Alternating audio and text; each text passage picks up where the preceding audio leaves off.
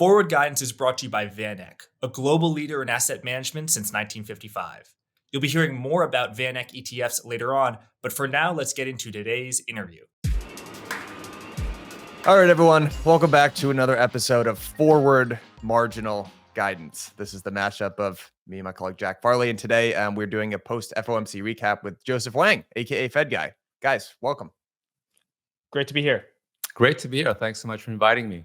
Joseph, maybe we can just start at a really high level. We're recording this at 3:30 p.m. Eastern time. We literally just signed off the live telecast of the FOMC. Would love to just get your high level takes to start. So I think of this as a pretty hawkish Fed conference, and you can see this in the asset pricing as well. Since the conference started, you can see yields went up a bit, and the equity market sold off. I think this was hawkish in a couple ways. First, I think it's important to have a level set as to what expectations were. So since the December quote unquote Fed pivot, you'd have markets pricing increasingly aggressive paths of rate cuts.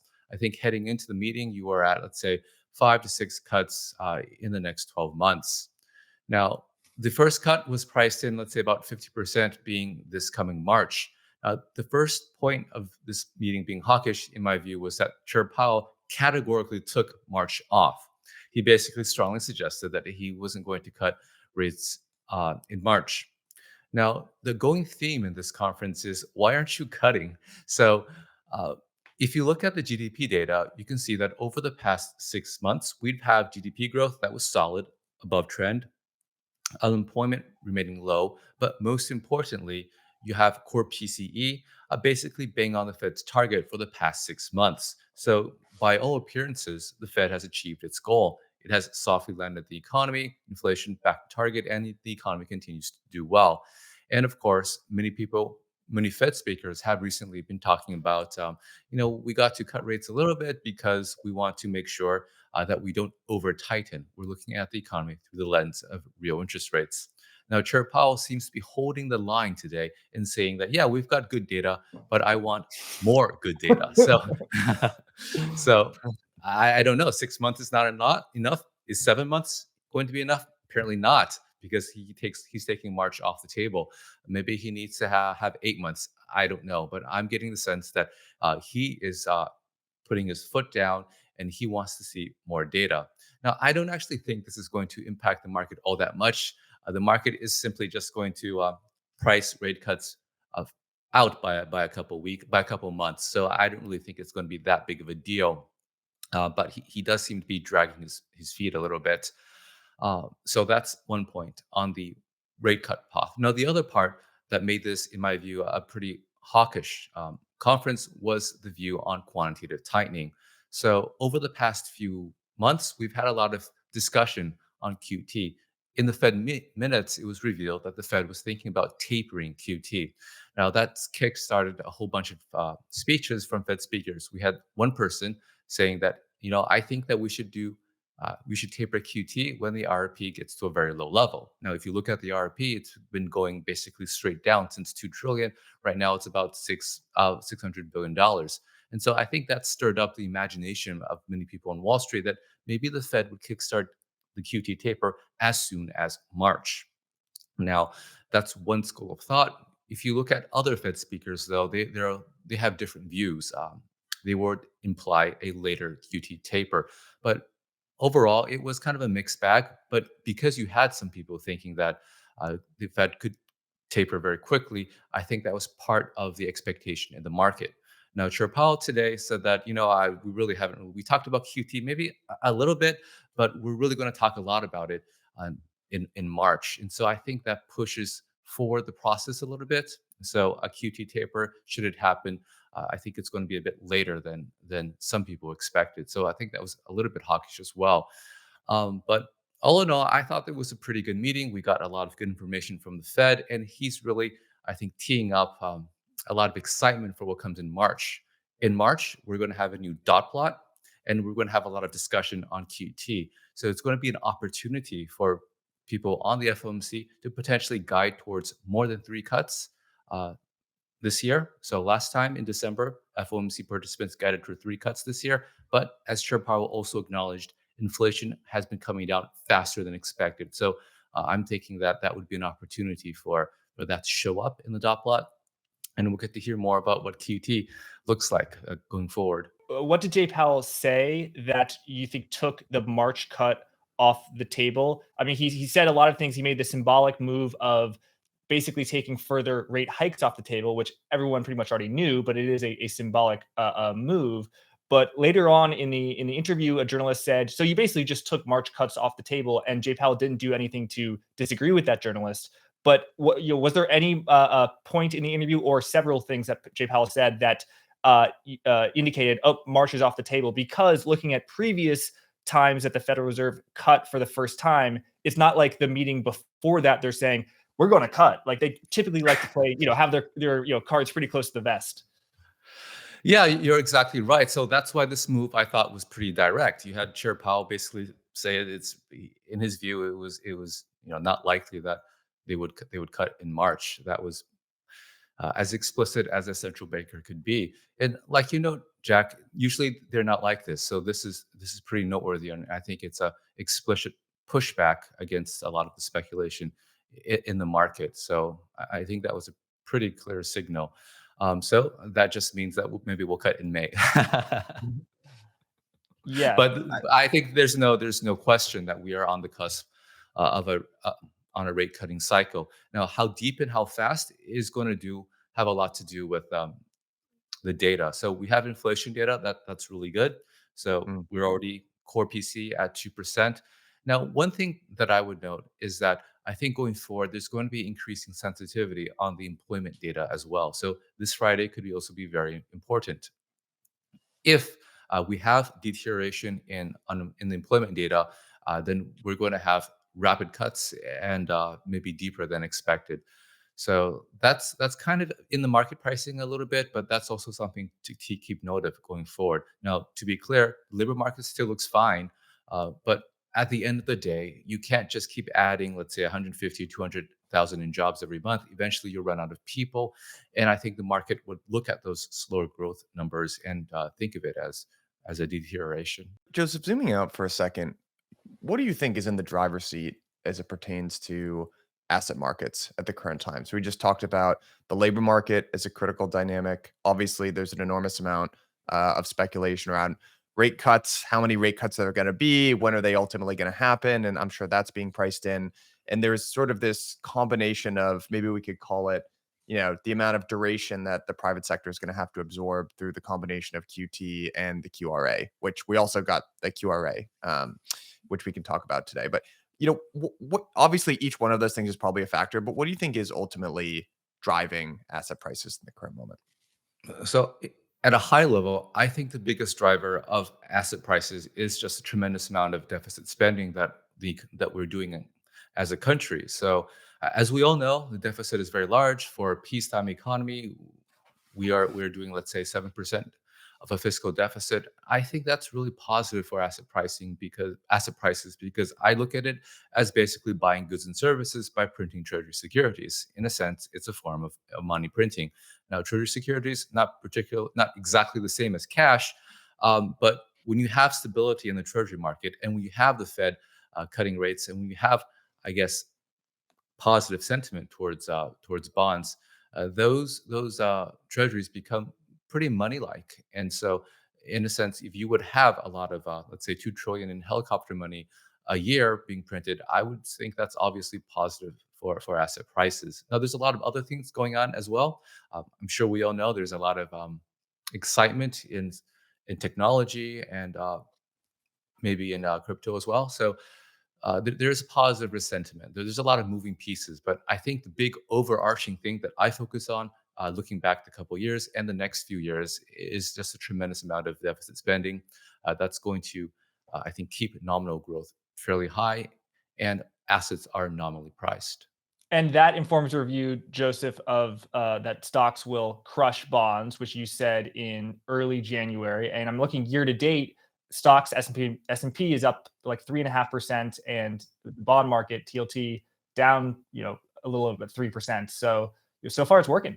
Yeah, no, I think we're in a bull market in stocks. I mean, we're making new highs. So today, of course, we took a pullback. nothing goes up in a straight line, but from my view, we are in a bull market. So, Joseph, what is your outlook on rates? So, if in the dot plot that the Fed released showed that it thought that there would be 3 rate cuts, the market was pricing in 5 or 6, and I believe there are 8 Fed FOMC meetings where a 25 basis point cut could occur. So, pricing 6 cuts means that you think that it'll do in May and cut every single time from May. So 7 would be if it started in March. So, some people's base case, I could say, is start in May and do a 25 basis point cut every time. So that would be 6 cuts. Where are you in this camp? So I think that's actually a reasonable trajectory based on just the path of inflation for the past few months.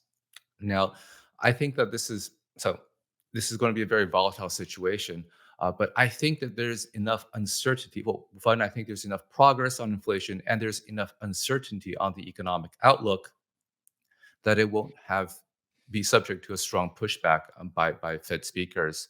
So I think that's a reasonable path, having, let's say, 5 to 6 cuts this year.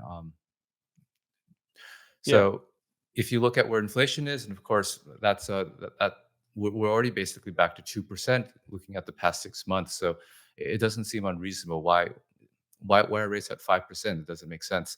Now, there is, of course, an argument that inflation could reaccelerate later on in the year, and so that would dampen the need to cut rates. And I lean towards that as well. I think that inflation is going to reaccelerate later on in the year, simply because a lot of the disinflation that we've seen has to do with improvements in supply, be it increased immigration or higher labor force participation, putting downward pressure on wages, or improvements in supply chain, putting downward pressure on, let's say, goods pricing. So those things are probably transitory. So I think that we could see inflation reaccelerate later on in the year, but that's something that we have to think about a few months from now. For now, I think the path of policy, given what we know, is reasonable. And do you think that is why Federal Reserve and Chair Powell aren't going to cut in March, because they fear resurgent inflation? I think that's a good reason. So, Chair Powell over the past year has always been a believer of having to have weakness in the labor market, maybe cause a little bit of a recession to be able to get inflation under control. Again, we got inflation. Many people thought that as well. It wasn't just him. And if you look at standard economic theory, you do some Phillips curve type analysis. Yeah, we got to get unemployment higher to get inflation lower. So many people believe that, but that just wasn't true. We have a quote unquote soft landing. So to some extent, I think in their heart of hearts, they're still a bit skeptical as to what they've seen, and they should, and in my view, rightly so, because a lot of it has been just one-time increases in supply. So I agree with you, Jack. I think that he just, in his heart of hearts, thinks that we should still have some economic weakness to be able to get inflation under control, and he's skeptical of what he's seen so far, so he wants to have more data. Mm-hmm. Joseph, what is the reason?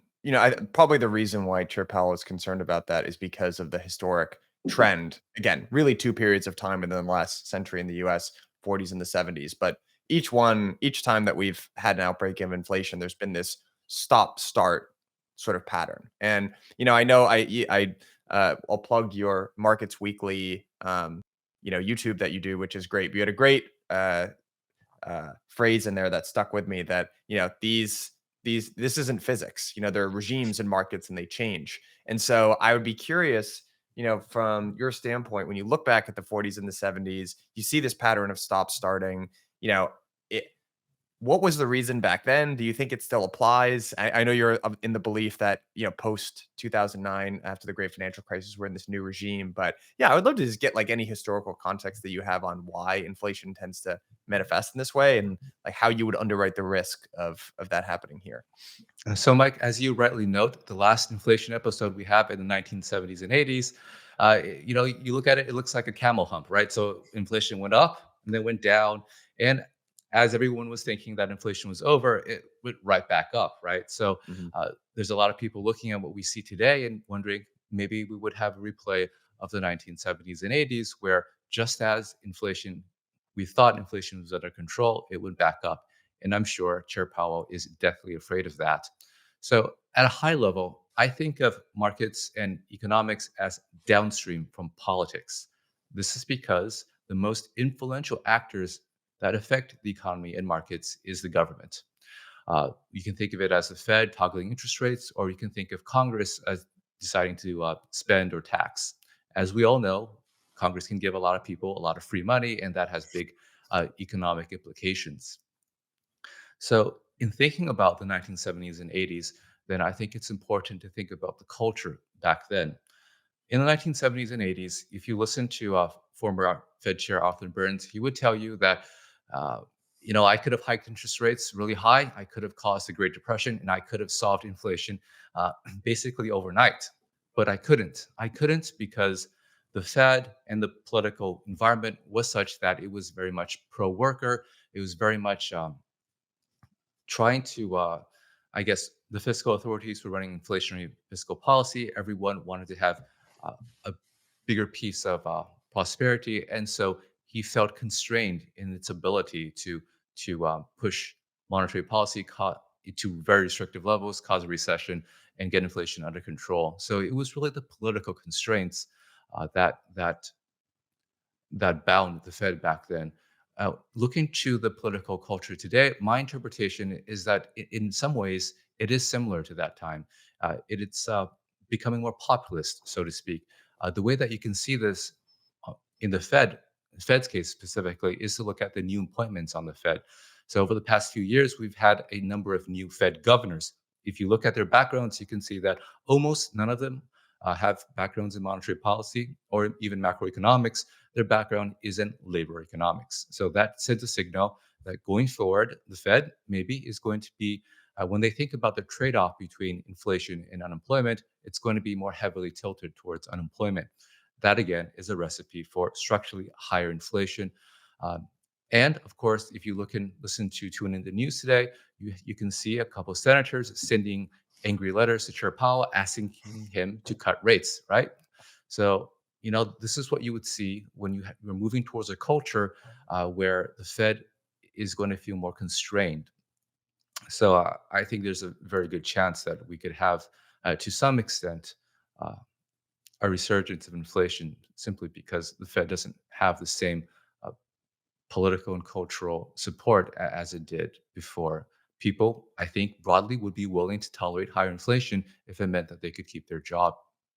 Right. And so a lot of the new folks on the Federal Reserve have that labor economist background, not in monetary policy. And so they would be inclined to more dovish policy. But the Federal Reserve is not a democracy. And the chair, Jay Powell, what he thinks matters the most. So do you think that this will kind of be Powell's last stand to be hawkish, is to choose the time at which the rate cutting cycle begins? Because again, going back to your excellent point, Joseph, that Mike brought up from your YouTube channel, which people should check out, that finance is not physics. There's no set rules. Likewise, Fed cutting cycles are not set rules. Yes, it's helpful to look back and see what people did in the past, but the last two cutting cycles, in 2008 and in 2000, 2020 and 2019, notwithstanding, I think they started with a shot across the bow, 50 basis points.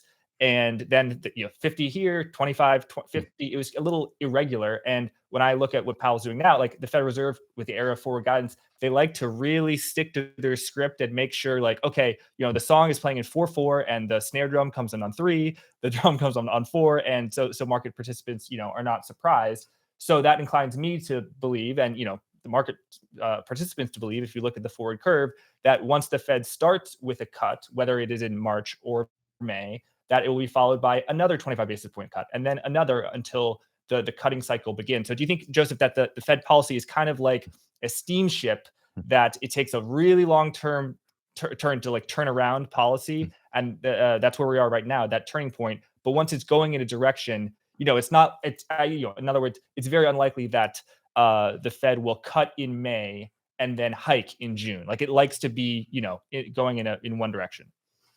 Yeah, that's exactly right. I think it would be very humiliating if the Fed cut rates in March, only to have to raise them again in June. So That might be part of the reason that Jerome Powell wants to be extra cautious when he's starting this cutting cycle.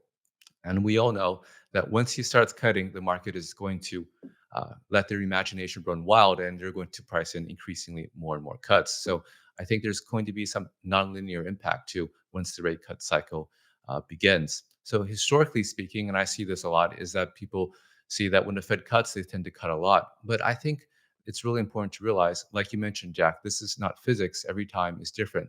Context matters. Now, in the past, if you have, let's say, a financial crisis, or let's say you have uh, excitement around the pandemic, obviously, when the Fed cuts, they're going to cut big. But today, though, the context is that the Fed is cutting because inflation is declining. And so that would merit a more methodological, slower cut. So that's something to keep in mind as well, and something that Governor Waller mentioned in his recent speech. Like gold did, Bitcoin is establishing itself as a macro asset that potentially helps hedge against the government devaluation of your money. Finally, you can easily access Bitcoin in a low-cost ETF with the Vaneck Bitcoin Trust, ticker HODL. Search the ticker HODL in your brokerage app today. Visit vaneck.com/HODLFG to learn more. That's vaneck.com/HODLFG. Now the disclosures. Investing involves risk, and you could lose money on an investment in the Vaneck Bitcoin Trust, also known as the Trust or HODL. The value of Bitcoin, and therefore the value of the Trust shares, could decline rapidly, including to zero. You could lose your entire principal investment. For a more complete discussion of the risk factors relative to the Trust, carefully read the prospectus linked below. Thanks, let's get back to the interview. Switching tacks here for a second, Joseph, I would love to get an understanding from you if fiscal policy and these deficits that we're running is really still in the driver's seat here, and presumably that's what's behind these, sort of blockbuster GDP numbers that we keep getting. What is the actual transmission mechanism of transmission to get that money into the economy? I think I understand it at a high level. Congress decides to spend the money, the Fed issues a bunch of treasuries. The treasury then decides what the tenor is, and then that gets sold into the market. But how do those funds actually find their way into the economy, and then how does that ultimately end up leading to higher asset prices? Is it just there's more money going around, so it's easier for businesses, like one person's cost is another person's income type thing, or what does the actual transmission mechanism look like? Yeah, so I think of it as just money printing. So let's do an example here. Let's say that you, Mike, are an investor, and Jack, you're a military contractor. Okay, so I want to buy missiles from Jack. So what happens? So I give money. So first of all, I borrow the money. So Mike, you give me $100. I give you $100 in Treasury securities, right? I take the $100 that you give me, and I give it to Jack, and Jack gives me a big missile. So at the end of the day, how does this look from a macro standpoint? Well, Jack has $100 more in cash, right? He didn't have that before, and he can do what he wants with it.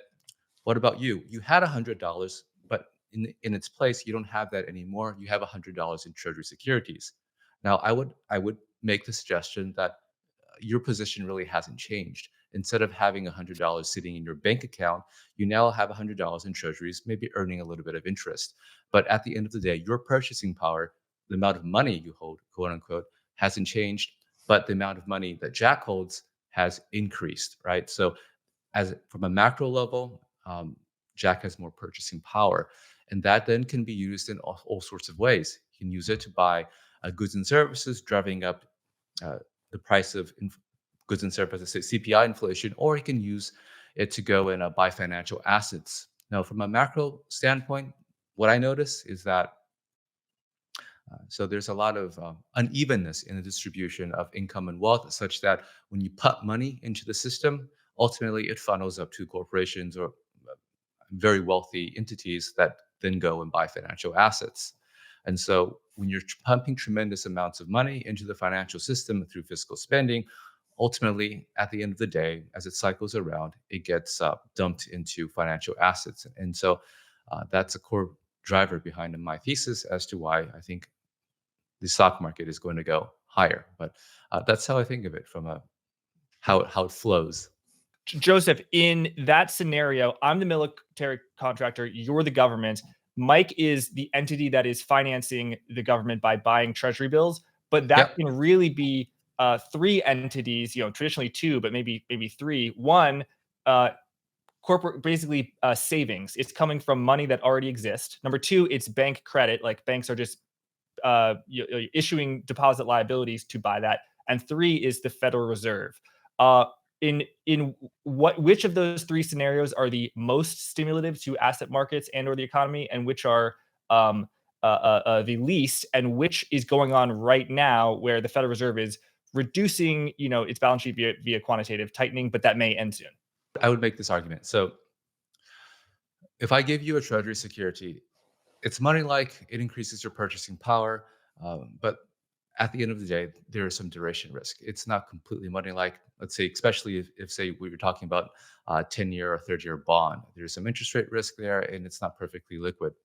Now, when the U.S. government is financing itself with, say, bills, that's much more money-like. So that impact, I think, is the strongest. The key here is the government's liabilities. Just how money-like are they? The more money-like they are, I think, the bigger the impact on financial assets. And so, in that context, if it's done through QE or if it's done through bank purchasing, I think that's the most strongest impact, because when the Fed is doing this, then basically the liability is transformed into a reserve, or if the bank is doing this, liability is transferred at the end of the day into a bank deposit, and all these have no interest rate risk and are very liquid. So those would be the two ways of the three that you mentioned, Jack, and very good expertise in plumbing is how this would work. Right now, as you suggest, banks aren't really buying, Fed's not doing QE, Fed's doing QT. So right now, the biggest, the way that this is done is just really the government paying for goods and services by printing Treasury securities, some of which have high levels of duration. And so in that context, it's not as powerful as it would be if the Fed was buying, or if the commercial banks were buying. But I think it's still quite strong, simply because the overall fiscal deficit is so large. And what would cause commercial banks to start, their own money printers up by buying securities, and or how, will the Federal Reserve not start printing money by quantitative easing, but it will stop burning money by reducing its balance sheet, quantitative tightening? In other words, it will taper, as Powell said today. So over the past, if you look at a time series, let's say 20 years, commercial banks in the US just haven't been very big investors in US Treasury securities. In other countries, they're big buyers of their, I guess, local sovereign bonds. But in the US, that really hasn't been the case. During the pandemic in 2020, 2021, they bought a lot, but that was largely because they had increases in deposit liabilities. And the way that a bank manages its interest rate risk is that when it has inflows of deposit liabilities, it likes to buy longer dated assets to hedge the interest rate risk. And so you had a lot of that happening. Now, since quantitative tightening, the banks have not been having, their deposits haven't been growing significantly. And so their appetite for Treasury securities has declined a lot. And you can see that they're not really buying much anymore. That could change if you have, say, another round of QE, or maybe you have changes in regulation that would encourage them to buy more treasuries, and that's possible as well. But at the moment, it doesn't seem to me that that's going to be a major growth area for Treasury when you're looking for future demand for treasuries. When it comes to quantitative tightening, again, there's a range of views as to when that will happen. Chair Powell says we'll start talking about it in March. My best guess is that the QT taper happens, let's say, fourth quarter of this year. There was a possibility that it could have been sped up if Treasury decided to turbocharge its net bill issuance, but it looks like it's going to increase its net bill issuance, its share of bills, more gradually going forward. So it doesn't look like they are going to push on the turbocharged bill issuance button to try to pull forward quantitative tightening. Going back to that example that you gave about this recycling of, you're the purchaser of a of a missile, and Jack's the arms dealer, and I guess I'm the government. Excuse me, Mike. I am a military contractor. I'm not an arms. Sorry, you're a dealer. military. You're a military contractor. All right, yeah, that's what they all say, Jack. That's what they all say. So, You mentioned something of shorter duration, so like a bill, being having more moneyness or being more money like than something that's longer duration. And I'd just love to get a sense of why that is from your standpoint. And again, to get very like concrete and specific from the person who used to have $100 but now has $100 worth of treasuries, is the implication that I could, I could get credit extended to me essentially based on like some risk parameters, and because it's lower duration, it's less risky. So I could get more like one-to-one credit extended. Or I know that's like a very specific question, but I'd just be curious why you think of it that way. So I think of money as something that basically doesn't change in value. Let's say a $20 bill, it's a $20 bill, uh, no matter what happens, right? And I also think of money as something being very liquid. If I have a $20 bill, I can go and I can buy something at the store for it. They will accept it.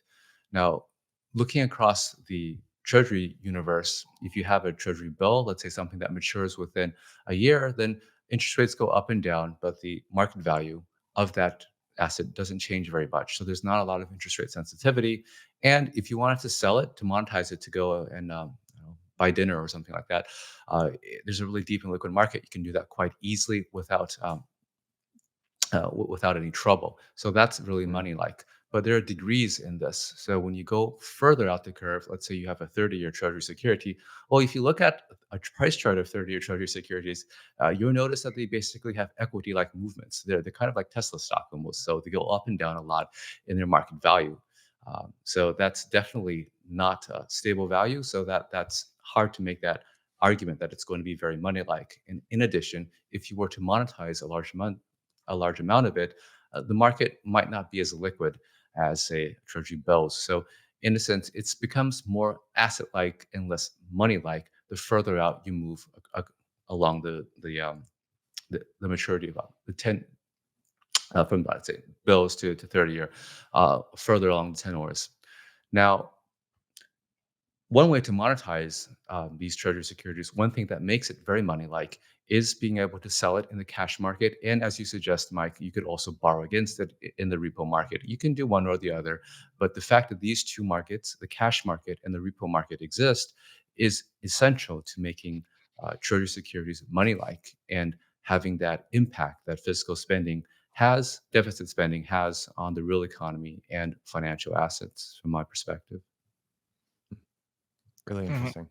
So that's the theory. It takes a lot more balance sheet and equity capital, like loss absorbing capital, basically to hold a stock, like to hold to hold a stock than a 30-year bond, and more to hold a 30-year bond than a 10-year note or 10-year note. That so as it's shorter duration, okay, it's pretty much basically just like money.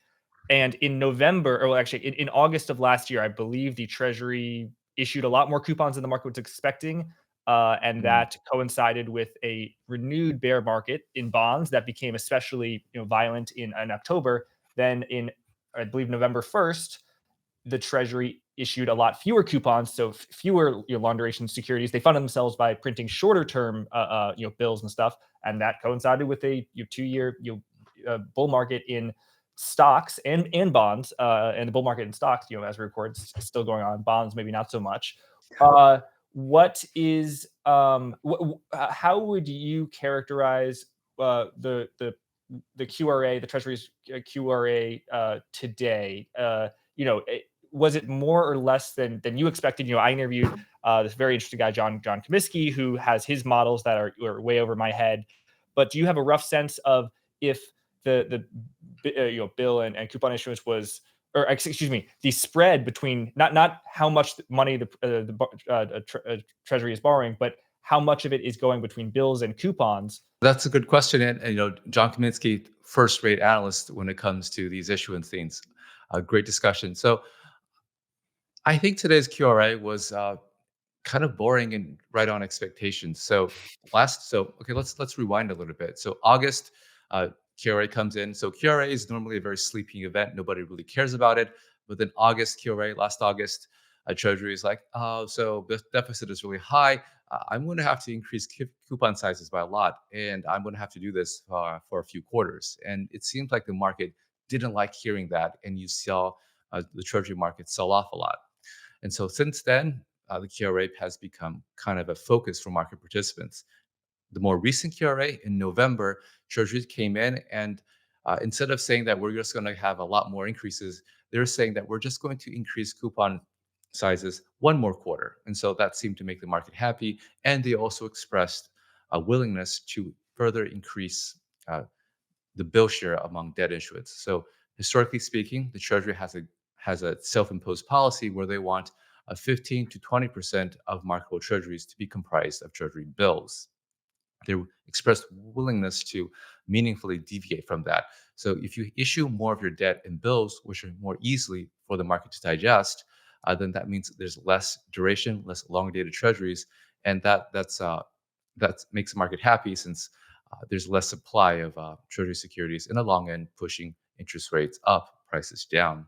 So August coincided with a rally in the treasury market. Now, many people are focused on the QRA today, seeing what would happen. So the Treasury, I think the positive part, I think, is that the Treasury did indeed increase coupon sizes this quarter and also said that they were set for the next several quarters. So going forward, based on what they're saying, they're not going to increase coupon sizes maybe until next year, sometime next year. So I think that's pretty positive. If you look at the deficit, you can clearly see that deficit is quite large.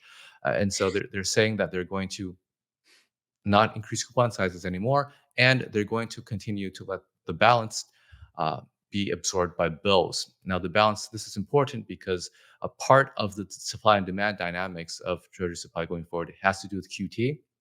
So if QT is going to be longer than expected, that just means the Treasury is going to issue more bills. So in a sense, they continue to allow the share bills to continue to increase above 20%, but in a more gradual pace. So yeah, in your most recent piece on FedGuide.com, Passing the Buck, you wrote that the Treasury has a lever it can pull to ease financial conditions and a strong motivation to pull it. So that lever is issuing shorter dated money, Treasury bills, rather than coupons, because it takes up less balance sheet. It is less volatile. So it's fair to say they definitely pulled that in November. This time around, they kind of pulled it, but they're issuing more coupons. But they said they might not do so more so in the future. And this is also an interesting point that John brought up in my previous Forward Guides interview, that the deficit obviously was very high in 2023, but it was, the stated number might not be as high as what 2024 will be because, number one, a lot of states literally were not paying their taxes. They got reprieve. So the money didn't even come in until January of this year. So that's when it's recorded. And the second big one is there was a bear market in stocks and pretty much all assets in 2022. So capital gains taxes were lower. That's a deposit, an inflow for the Treasury. We had a huge bull market in 2023, so capital gains taxes will probably be higher. Therefore, the Treasury will have to print less money, so it will be a lower deficit. So secularly, Joseph, you have the thesis of lower deficits, but there's a reason why over the next 3 to 6 months, the issuance might be smaller, basically because the Treasury has more taxes coming in. That was also a point made today. The QRA said that the fiscal deficit was slightly smaller this quarter than expected, and so they won't have to issue as much. And like you mentioned, Jack, it's really difficult to forecast what the fiscal deficit would be because, for example, capital gains tax, that's a big part. Well, if you have the stock market going up, then you're going to have more capital gains income tax. Your deficit is smaller. If the stock market is not doing well, then you're going to have less capital gains tax. So it's really difficult to predict what the tax inflows will be. What's going on, everybody? Thank you for listening to On the Margin. I just wanted to take a quick moment to let you know about a very special offer that we have coming out of Blockworks Research. Now, many of you will probably be familiar with our platform, but Blockworks Research is the most blue chip spot to get research, data, governance, models, and a whole lot more about the leading DeFi protocols in the space. I've leaned on our analysts time and time again to explain complicated concepts going on in DeFi to me like I'm 5 years old. They can do the same for you. If you invest in DeFi or are just interested in it, it is an absolute no-brainer.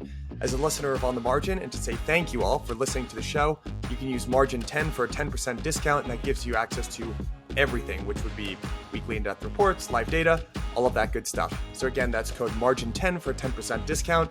Link is in the show notes. Sign up now. Thank you later. I want to give a shout out to Courtney Brown from Axios, who towards the end of the Powell presser asked about quantitative tightening. Joseph, you said that was one of your two most interesting takeaways from the press conference, and it was because of the great questions that she asked, and Powell's response to did you discuss the balance sheet quantitative tightening? He said, we're getting to that time where questions are starting to come into greater focus in terms of balance sheet runoff. We did have some discussion of balance sheet at the January meeting, so yesterday and today, and we plan on beginning in-depth discussions on the balance sheet in March. So, Joseph, in terms of a timeline, what does that look like? If they have the in-depth discussions in March, does that mean that they will start in March, or that they'll just discuss it in March and that it could be in May? What is sort of your outlook on when the Fed's quantitative tightening, which again is reduction of its balance sheet, will begin to taper, and when they will begin to stop reducing their balance sheet altogether? What was your timeline before this meeting? What is it now, and how did that change based on what Fed Chair Powell said? Yeah, that was a great question. I was surprised we had to go through such a long time in the press conference until someone asked that very important question. So this meeting actually doesn't change my view of when the QT taper would start, but I think that it changes the market's expectation simply because I think my sense from this is that if you start discussing in March, you're probably not going to be implementing it right away. Maybe you will implement sometime later. So I think this kind of moves back the market's belief in when taper will start. My own view is that we don't start until Q4 of this year, and I feel more comfortable with that view after seeing what happened with the QRA today. As we just discussed, the QRA had the option of turbocharging bill issuance. They did not do that. It looks like they're going to let bill share creep up gradually over the coming months, and that tells me that one, RRP levels, the RRP levels are going to stay elevated for an extended period of time, simply because a big driver of the decline in the RRP has been net bill issuance, but that's going to be more gradual. And secondly, net bill issuance also puts upward pressure on money market interest rates. Now, the Fed, they're trying to shrink their balance sheet, but they don't want to shrink it too much. One of the indicators they look at to know whether or not they're getting too close to comfort is when money market interest rates, like repo rates, increase. But repo rates are also impacted by bill yields because they are competing instruments. Now, if you have a more subdued growth in net bill issuance, then that also means that money market rates will not have to increase as quickly as they otherwise could. So that I think that makes sense for taper to start sometime in the Q4 of this year. And what does if a tapering of quantitative tightening starting in Q4 of this year? What would that look like in terms of the timeline of when the Federal Reserve's balance sheet would go truly neutral and it would stop reducing at all? Oh, that's really hard to say. I think they're going to have to play it by ear. But I think what they would do is that, well, there's a couple paths I think that could happen. We can get to the taper sometime later in this year, to reduce the pace of runoffs, and then just for them to just kind of see how things go. Um, if, for example, so one thing that I've noticed is that they're trying to figure out how to make all the banks be more comfortable using the discount window. Now, this is important because the big fear of the Fed is just overdoing quantitative tightening and shrinking their balance sheet so much that one bank somewhere among the thousands of banks that we see has trouble getting liquidity. And so they don't want that to happen, because if a bank gets caught shorting liquidity, maybe they go and they bid up money market rates or something like that. So one way to not have to worry about this is to make everyone comfortable borrowing from the discount window. That way, if a bank, for whatever reason, ever feels short of reserves, they can just go and borrow it from the Fed. Um, if banks are all comfortable doing this, then there's really not much of a risk of overdoing QT, because the worst thing that would happen is that you would have slightly more increase in discount window borrowing.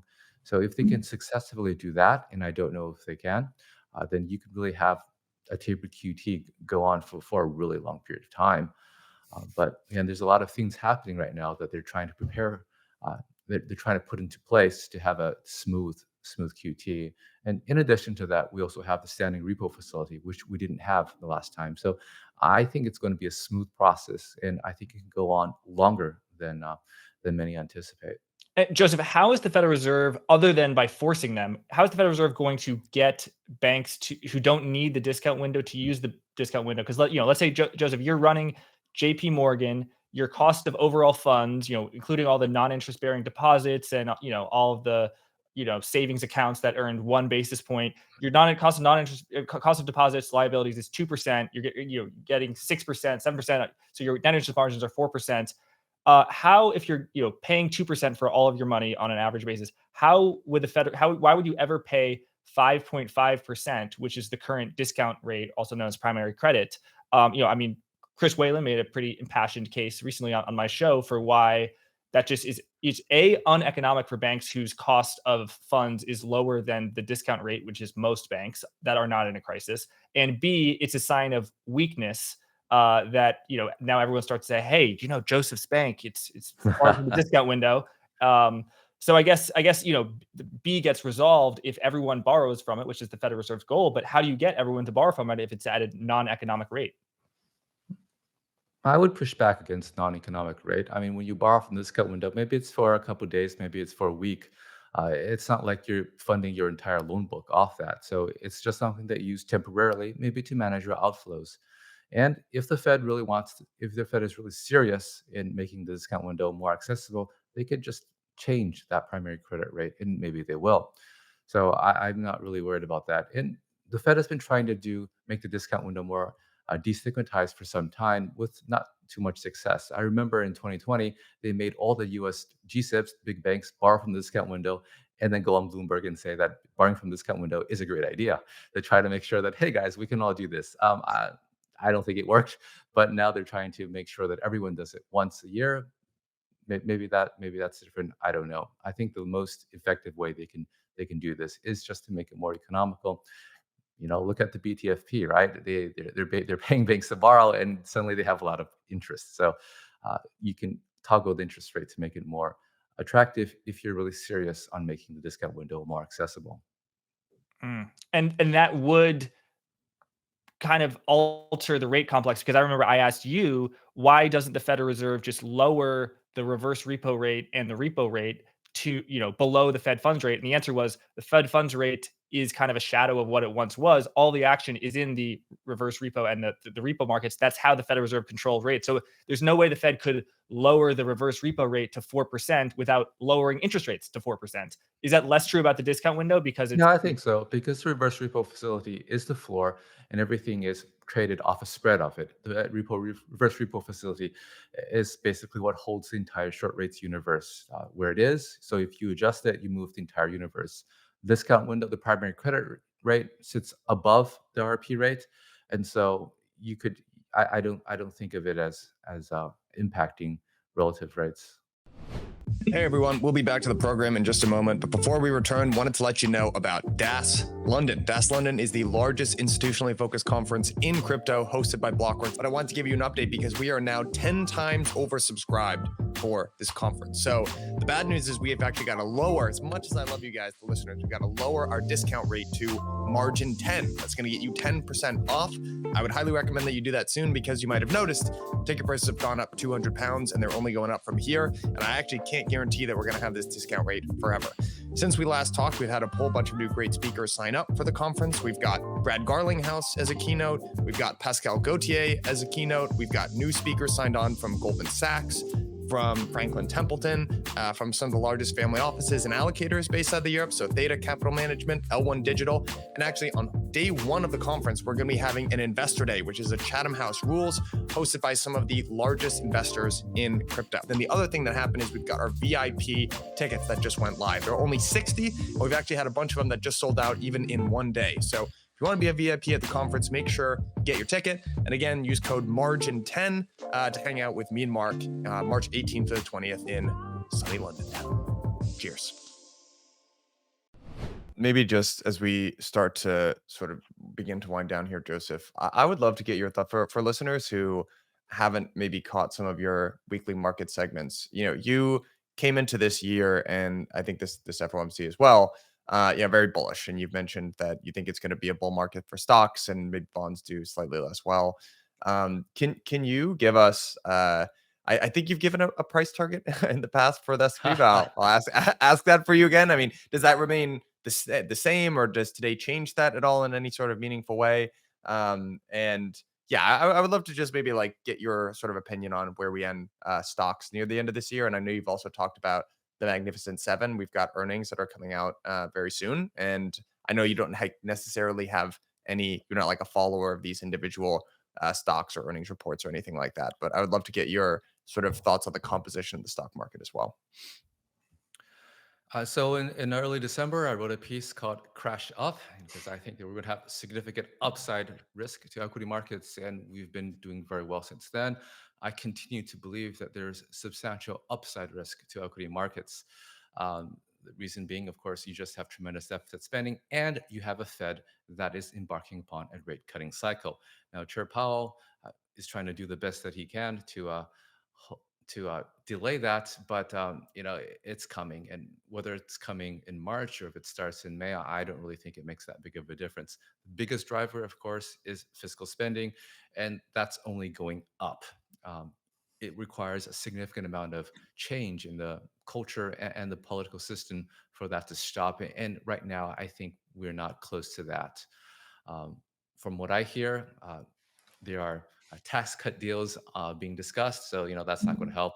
And of course, we have people are getting forgiven for their student loans and so forth. That's just where the culture is. So I think that that's going to continue to put upward pressure on both nominal growth and also um, asset prices. Now, the composition, as you rightly note, Mike, many people remark upon this as being a very narrow rally. It's the Max 7 dragging everything up.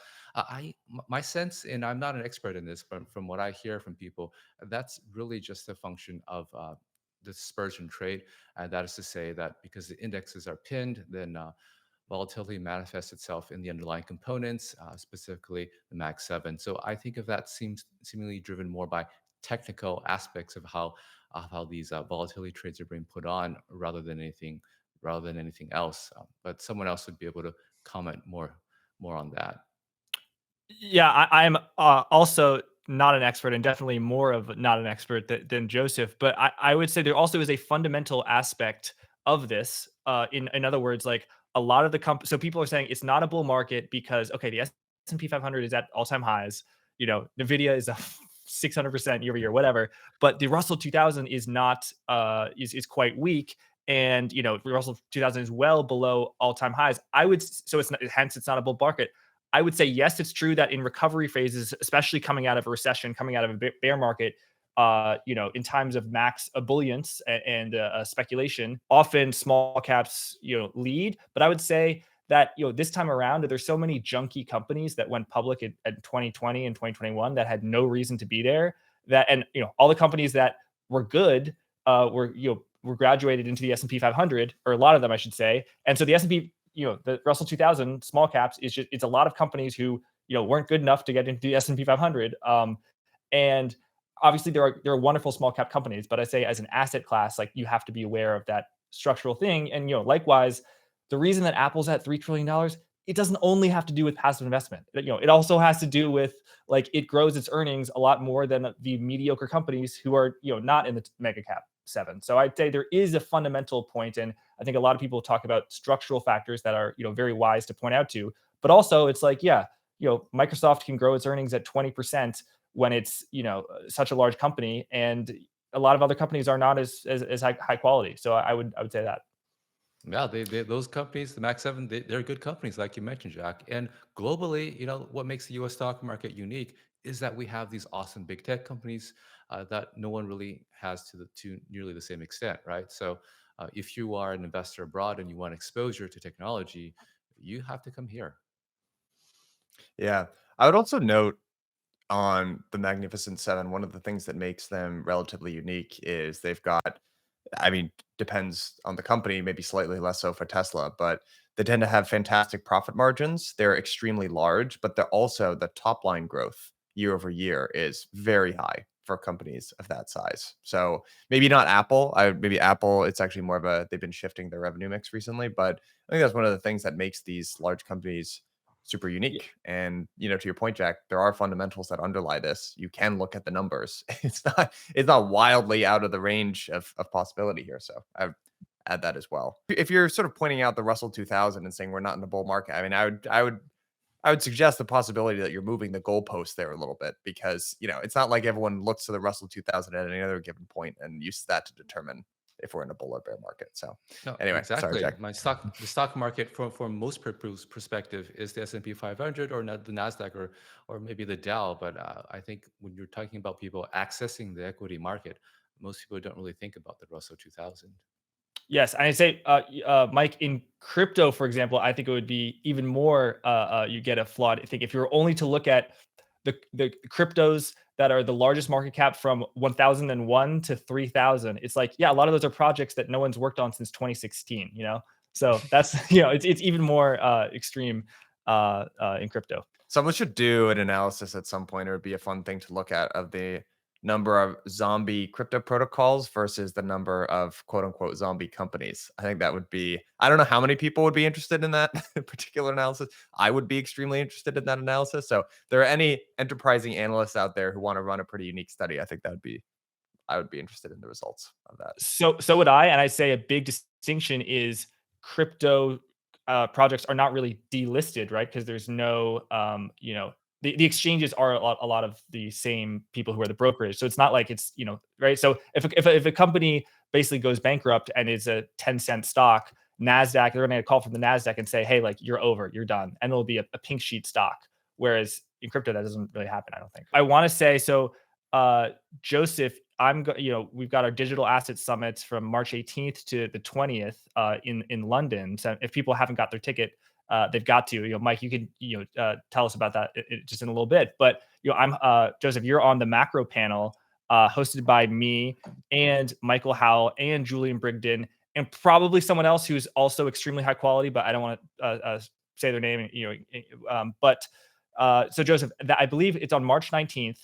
That's when our panel is going to be. So the second day of the Digital Asset Summit. That is the first day that the Federal Reserve is going to be meeting for, that's going to be the Tuesday. And then the day after that, the 20th, is going to be the Powell press conference. So when we're on that panel, Joseph, which people, they've got to check out, they got to be there. What are we going to be talking about then? As do you think that there will have been Fed speakers coming out who will have definitely changed the dialogue and the narrative? Because very close to the end today, so a journalist asked about, like, what are you going to say when you cut rates? And I'm sorry, I can't find it. Basically, Powell said something to the effect of, like, we're not going to be quiet about it, that you'll have to basically look at forward guidance. So I think it's going to be a fantastic panel. I look forward to the conference. Julian and Michael Howell. I think we're going to be able to do really discuss in real time what's happening with the Fed meeting. So what I'm looking for is two things. One, of course, is finally get more details of what quantitative tightening tapering will look like. Chair Powell already promised us they're going to have a big discussion next March. So I think it's going to be something to focus on. The second thing I'm going to focus on is the dot plot. Fed penciled in 3 cuts this year, but inflation has been coming down faster than expected. So I want to see how many more cuts do we get this year. So I think March is going to be a big meeting, and so it's going to be an exciting discussion. It's going to be hot off the press.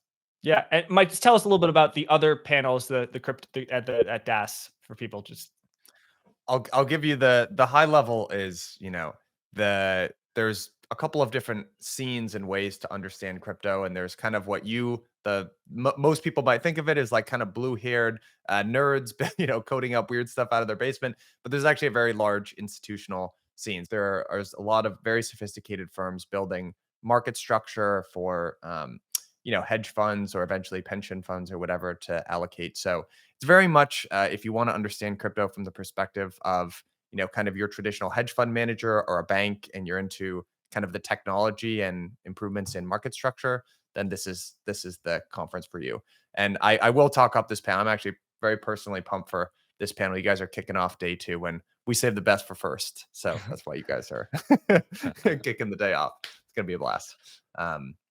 But Yeah, guys, this is going to be a ton of fun. Joseph, I can't wait to see you in person. I think it's going to be an absolute blast. And I'm going to continuously just plug here. I think that, Joseph, you've been putting out these Markets Weekly, I believe is the name, but they're like 20 minutes. It's just everything that you need to know, very concisely said. And obviously, you They're get the benefit of bangers. Joseph's They're immense bangers. wisdom. Bangers. They're on YouTube. They're free. The full experience, which I'm lucky enough to have it, is on fedguide.com. That's where you go into the plumbing. There's central banking 101. So, if you haven't read that, I mean, come on. Joseph, there we go. Joseph, I do have to ask you. So not a small bank today, New York Community Bank, was down 40% in the pre-market because they took some losses and they had to build capital and they cut their dividend. This is the bank that acquired the assets from failed Signature Bank, which failed the weekend of that Silicon Valley Bank failed in March of last year. Absent, I'm going, putting my tinfoil hat on. There was a line absent from both Powell's statement as well as the Powell's press release, as well as the statement that the banking system is safe and sound. Do you think that was taken out because it's like maybe this is a bad look to take out the day the day that this bank has some issues, even though it doesn't mean that the banking system isn't sound. It's just a PR thing, Yeah, it obviously was I'm sure they wish that the New York Community Bank would have had their earnings on another day. So, but let's be clear now. This is a New York bank. This bank is something that most people have never heard of, and I wouldn't read too much into it. So, like you mentioned, Jack, they do seem to have more losses than expected. One other thing to note is that um, the regulators raised their capital requirements simply because they swallowed up some of the Signature Bank's deposits. Now, when you raise capital requirements, you have to, in your business, you have to save more money. Some of that comes from retained earnings. That means that you have less money to distribute to your shareholders, and so you cut your dividend. And a big reason why this bank did not do well today is because they significantly cut its dividend. And a big reason why it had to cut its dividend is because the regulators are forcing it to hold more capital. So there's some of this is not entirely uh, New York Community Bank's fault. Yes, and they announced this capital raise by lowering the dividend at the same time that they announced that 2 loans, one office related, one multifamily apartment building related, both commercial real estate loans, they had taken some impairments on. And so the market kind of thought like they're cutting the dividend because of the credit losses. Whereas what they said on the call was that we're cutting the dividend because of the capital thing, and we also have this credit thing that's not good, but they're not necessarily related, even though they're on the same call. So yeah. Yeah, exactly right. Joseph, it's a pleasure to have you on here as always. I also just to continue to say nice things. It's also nice to see you kind of change your mind to go both bullish and bearish. I do feel like sometimes people skew a little bit bearish and pessimistic, and yeah, it's good to hear you take a very quantitative and sort of non-biased approach to markets. And yeah, really appreciate you kind of coming on and sharing your thoughts about the FOMC today. It was a blast. Yeah, Mike, I wanted to say something about that. Sorry, but I see a few people on Twitter who have been bullish and have been right to been bullish and are dunking on bears, which is fine. I mean, if you're wrong, you should admit you're wrong. I've been wrong tons of times. If you're right, you earn the right to pound your chest a little bit, although it may be bad luck. Who knows? But it's they've said that why are people obsessing about the reverse repo facility, quantitative easing, quantitative tightening? They were just so bearish. It's like, well, my 2 sources who I rely on the most for market plumbing, Joseph Wang and Michael Howell, have been bullish on stocks for well over a year. So I don't know what they're looking at, but in terms of my thing, the plumbers I follow, they've guided me well. So, and they've guided forward guidance listeners well. So I see when people say that, I see what their point. A lot of people who they go on Fed.com about declining Fed balance sheet, quantitative tightening. There's going to be a bear market. I understand that there are those pessimistic takes that tend to be quite common, but not all market plumbers are always bearish. That's all I would say. Absolutely, but doomers are going to doom. So what can you do? Yep, we'll leave it there. Thanks, Joseph, and thanks for letting me tag along, Mike. Thanks, guys. Thanks for watching. Remember to check out vaneck.com/HODLFG to learn more about the Vaneck Bitcoin Trust, ticker HODL. Thanks again. Until next time.